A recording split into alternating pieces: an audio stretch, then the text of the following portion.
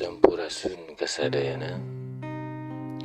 Kesempatan ini saya coba bahas tentang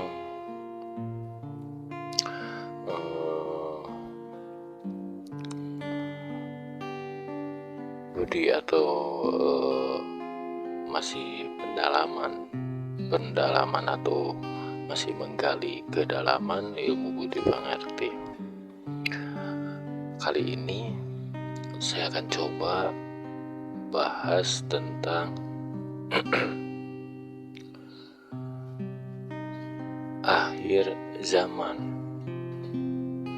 Akhir zaman yang banyak diartikan oleh orang-orang awam, yaitu kiamat. Bahkan banyak juga ustadz-ustadz yang membahas tentang akhir zaman ini, kiamat. Nah, sini saya ingin coba bahas hal itu agar sedikit kita bisa mengetahui tentang akhir zaman ini, dan kita akan mulai memproses diri kita masing-masing untuk bersiap menghadapi sesuatu hal yang mungkin ke depan akan terjadi. Tonton saja atau simak saja pembahasan ini sampai selesai. Dan seperti biasa, saya mengingatkan,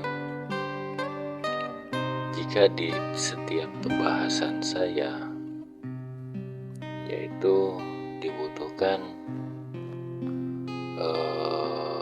pengalaman atau harus dialami, gitu ya, ditonton saja.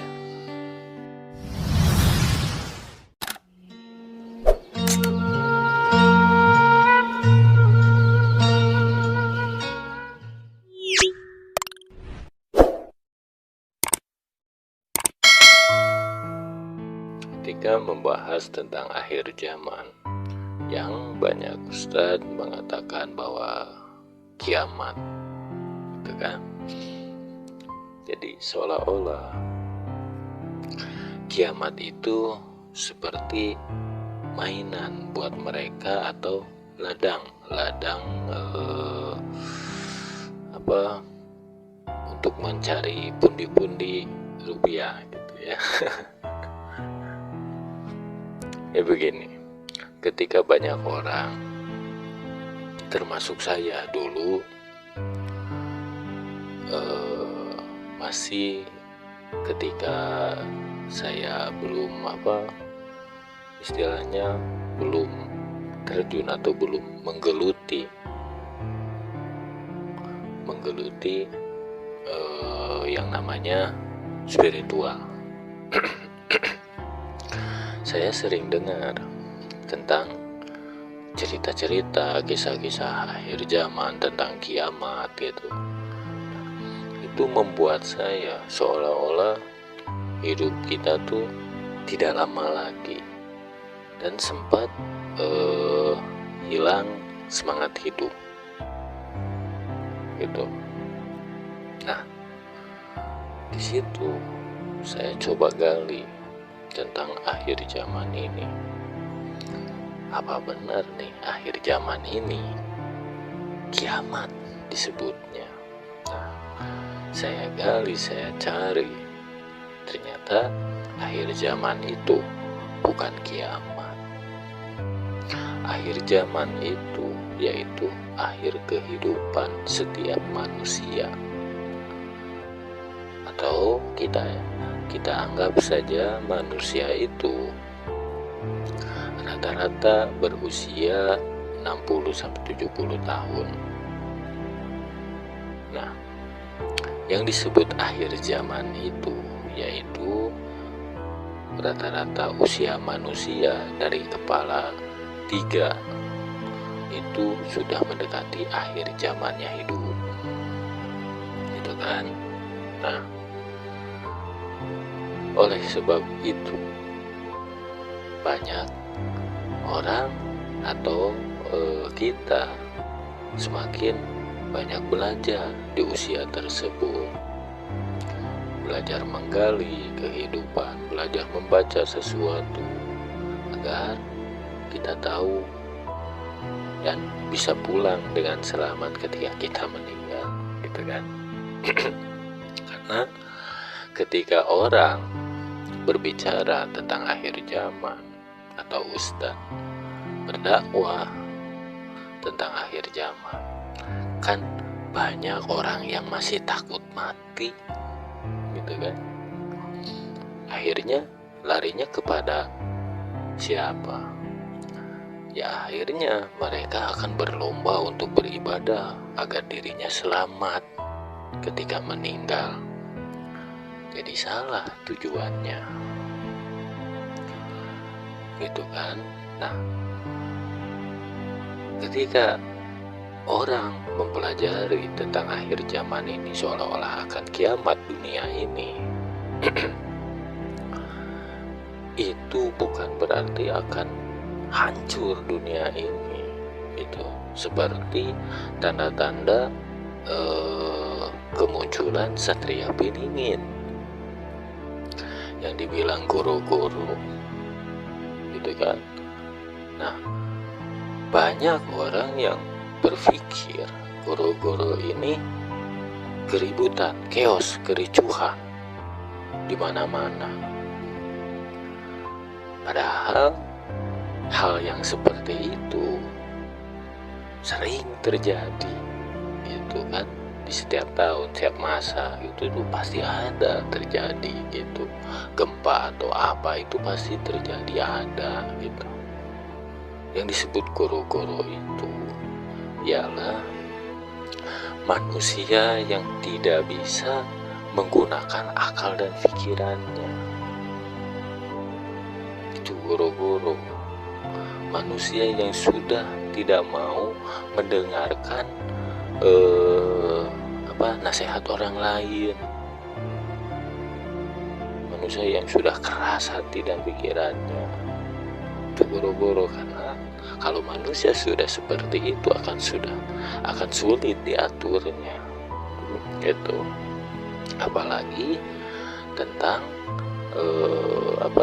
yang namanya pengetahuan tentang agama atau kepercayaan.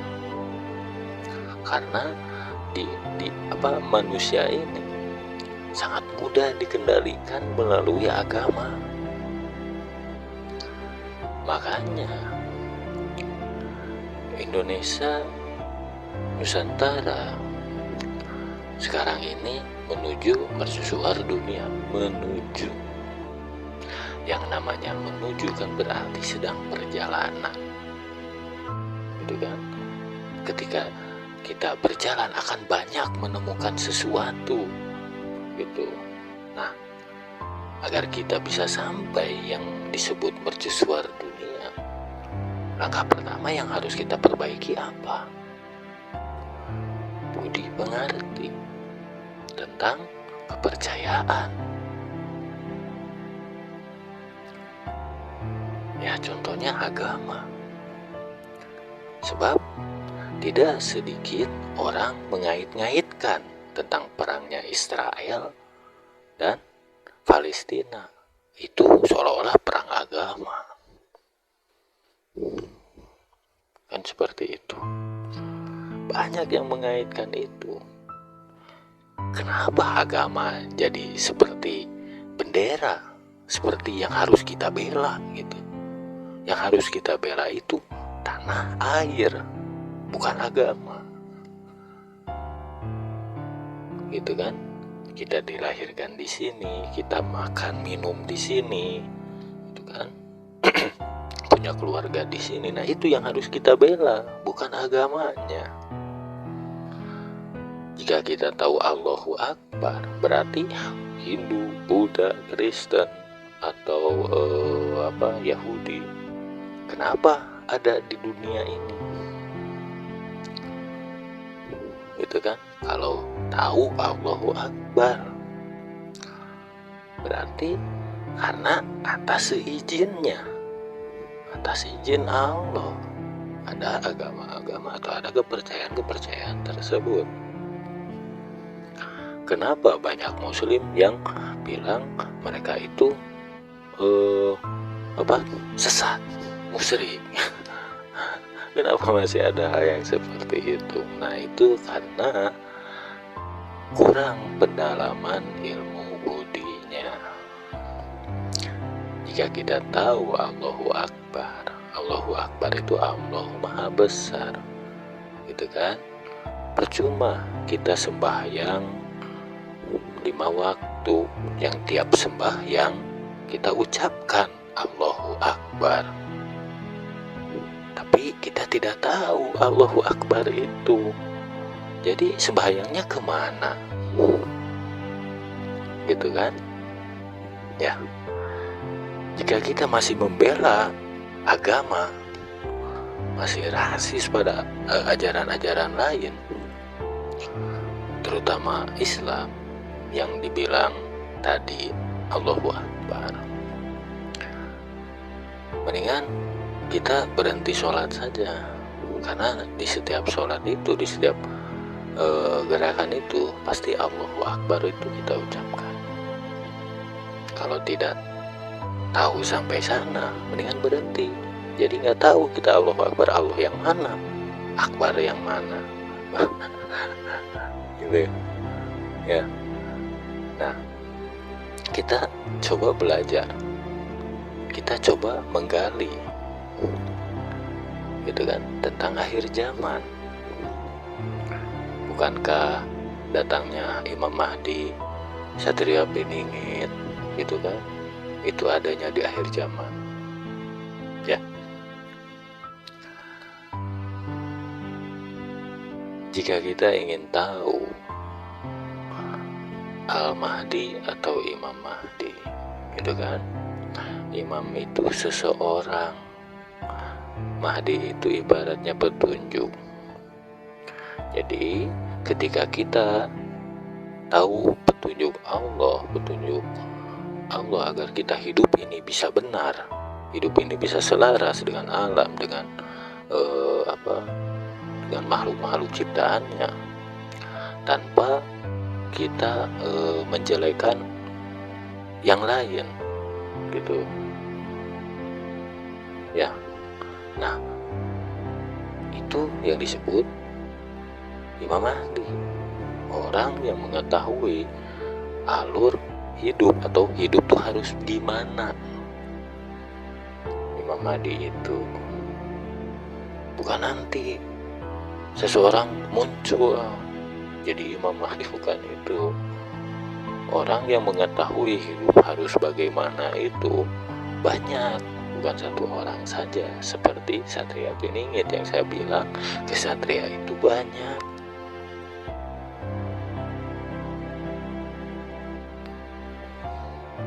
Jadi jangan salah. Kemudian di akhir zaman ini ada yang namanya Dajjal, gitu kan. Nah, orang yang pandangan Dajjal itu sosok, gitu kan, tidak akan sadar bahwa sekarang ini, detik ini, menit ini Dajjal itu sudah ada. Tidak akan sadar kalau masih memandang Dajjal itu sosok.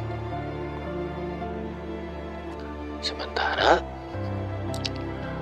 Kanjeng Nabi memberitahu, ketika kita bertemu Dajjal, berbanyak baca Al-Kahfi, seperti itu.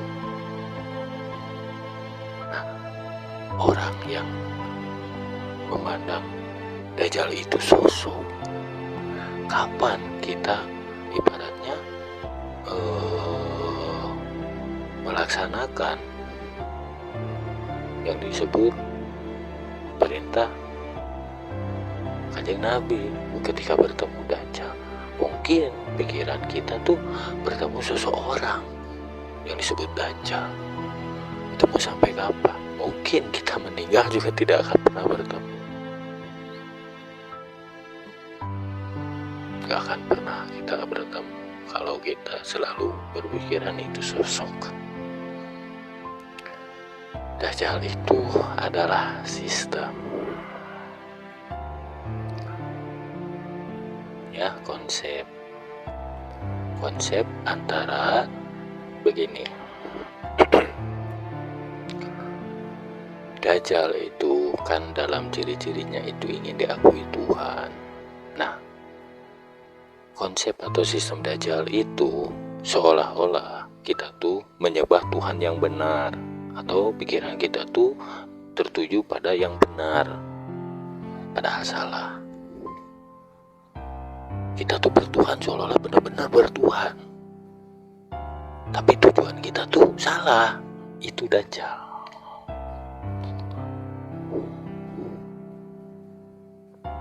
Seperti yang tadi saya contohkan tentang akhir zaman, banyak ustadz yang membahas tentang akhir zaman akan kiamat. Nah, akhirnya orang ini merasa ketakutan karena takut kiamat itu kan tidak diketahui karena Allah yang tahu.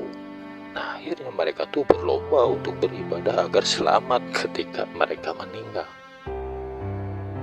Itu yang salah. Yang seperti itulah Dajjal. Padahal kematian itu tidak perlu ditakuti.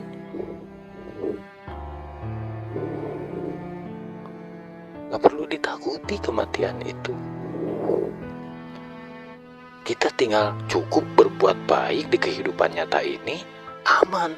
Mati kita meninggal aman.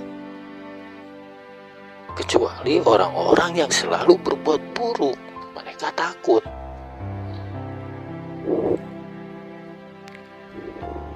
Takut tidak bisa diterima.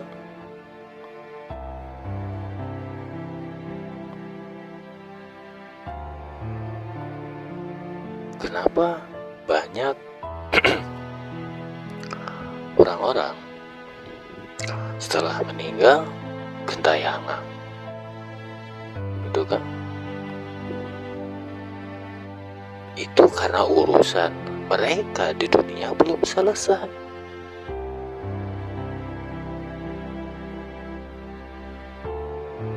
Kenapa belum selesai? Kan manusia itu dilahirkan untuk menjaga ini titipannya. Manusia itu dilahirkan untuk selalu ibaratnya berikhtiar, terus mencari jalan keluar dan baca diri kita sendiri agar kita tahu arah jalan pulang.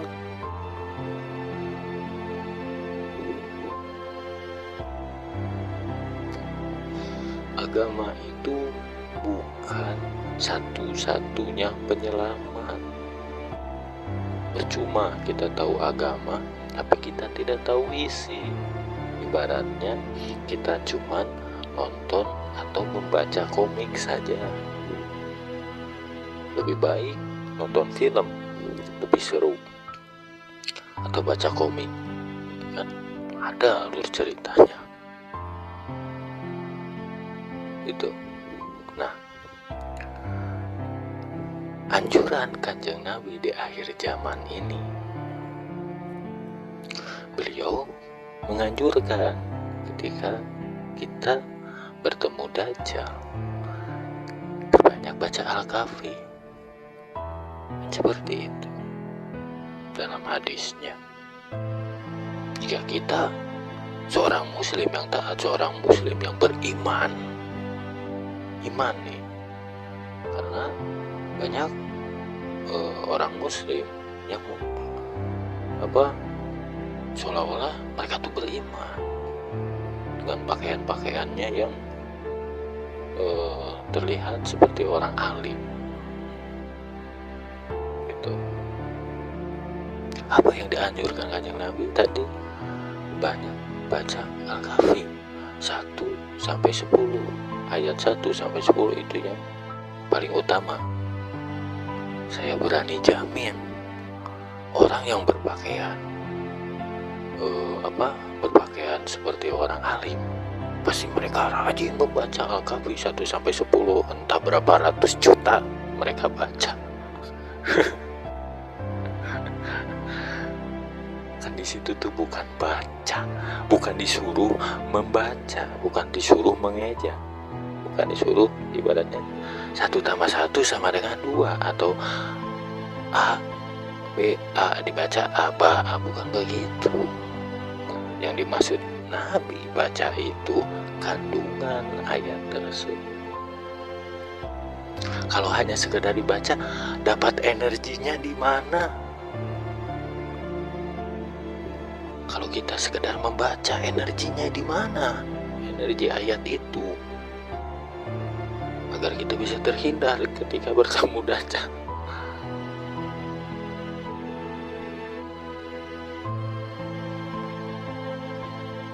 Agar kita dapat energi yang disebut AKP 1-10 itu, kita harus bisa memahami atau kita harus bisa membaca saripatinya. Ayat itu adalah gambaran yang saya bilang syariat. Dari syariat kita kan harus cari hakikatnya. Nah, Al-Kahfi 1-10 itu hakikatnya apa? Al-Kahfi 1-10 itu hakikatnya berserah diri atau pasrah.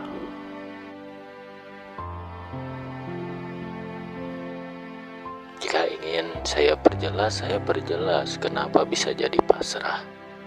Ayat 1-10 itu saya coba jelaskan. Ceritanya, pemuda itu tertidur di gua selama 300 tahun. Itu kan. Nah, suatu hari mereka terbangun. Begitu. Ketika mereka bangun, saling bertanya. Mereka tidur sudah berapa lama?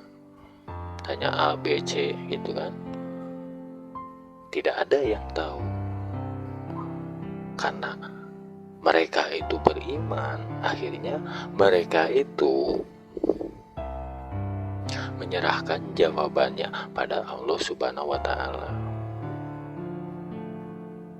Ketika mereka berserah diri, yang disebut menyerahkan jawabannya pada Allah Subhanahu wa Ta'ala, itu berserah diri. Allah memberi jawaban. Seperti apa jawabannya? Allah hanya sekedar memberikan rasa lapar pada pemuda tersebut.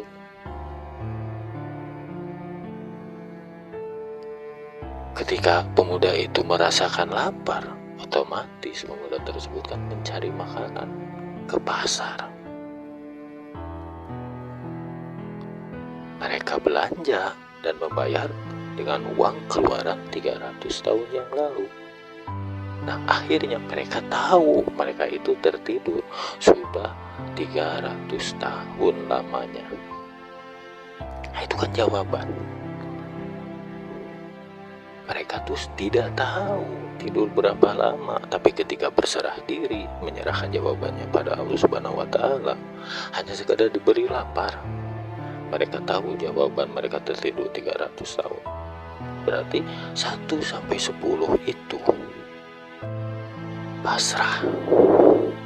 Makanya Kanjeng Nabi Muhammad menyarankan berbanyak baca Al-Kahfi, itu maksudnya kita berserah diri, pasrah. Kita bertemu dajjal. Jadi banyak orang ketakutan nih, ketemu dajjal begini. Orang yang baru ketemu saja bisa langsung terhipnotis jadi pengikutnya, katanya kan seperti itu. Nah, jadinya takut.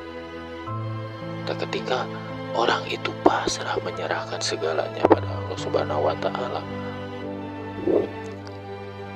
apa yang kita berbuat, apa yang kita lakukan di dunia ini, ya sudah. Kan saya sering bilang, atau pembahasan kemarin saya bilang, hidup ini jalani apa adanya, kan pasrah. Gitu kan. Mau A ya kita ikut A, mau B ya kita ikut B. Seperti itu.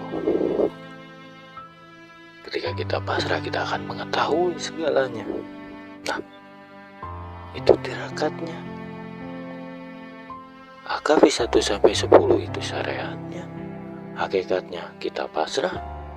Hasil dari 1-10 kita tirakatkan melalui kehidupan kita. Kita jalani hidup ini dengan rasa pasrah.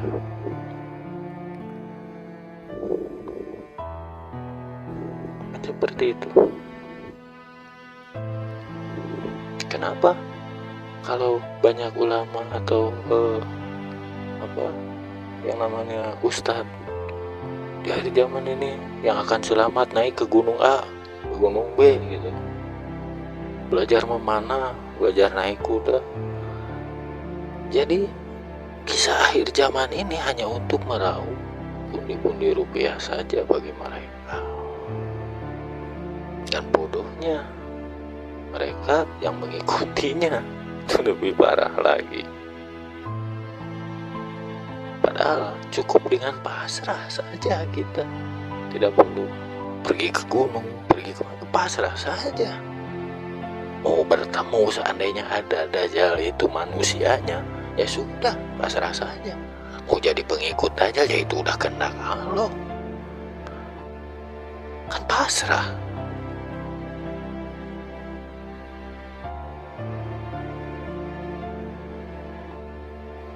Makanya banyak ayat yang menyebutkan Allah itu bahkan menerima orang yang mau berserah diri. Berserah diri itu apa? Itu kan pasrah. Jadi kuncinya apa di akhir zaman ini? Pasrah.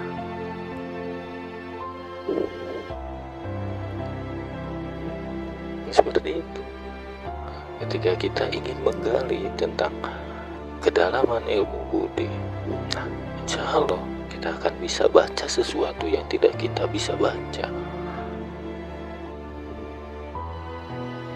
Sekian pembahasan kali ini. Wassalamualaikum warahmatullahi wabarakatuh.